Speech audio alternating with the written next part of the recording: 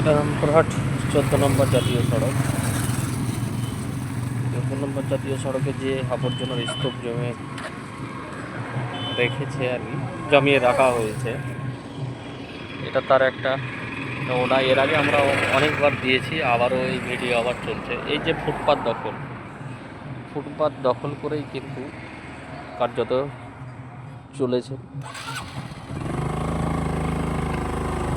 এই ফুটপাত দখল করেই কিন্তু সব কাজ চলছে। যাই হোক, এই ফুটপাতকে দখল করে রেখে লোক ব্যবসাও শুরু করেছে। এই যে মানুষ যে স্কুল থেকে বাচ্চারা বাড়ি ফিরবে ফুটপাত ধরে, তার কোনো উপায় নেই। ফুটপাতের উপরে জমিয়ে ফেলেছে তাদের ব্যবসা এবং রমরমিয়ে চলছে তাদের ব্যবসা। এই ফুটপাত থেকে এই ব্যবসাগুলো উঠানো একান্তই দরকার। ফুটপাত ভালো থাকলেই সবাই যাতায়াতেরও সুবিধা হয়।